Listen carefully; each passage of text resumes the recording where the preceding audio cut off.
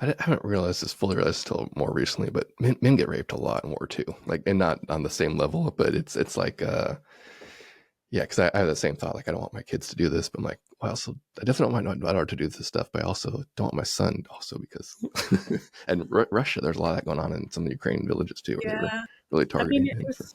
was quite interesting actually, because I was talking to Sonia, who is in our film about this, and you know, we were talking about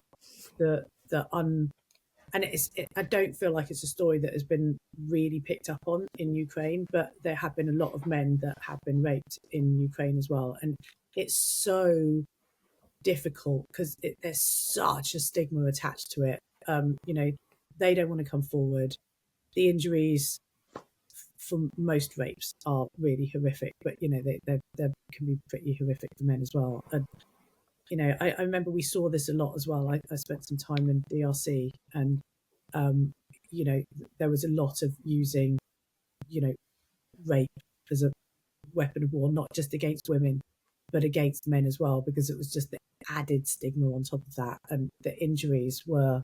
You've worked quite a lot with like Médecins Sans Frontières and medics on the ground, haven't you? And I think that the legacy of those kind of injuries are really horrific, and they're just not talked about. Yeah, no, for sure. It's just still very, we probably have no concept of the actual numbers of how often it occurs too. No,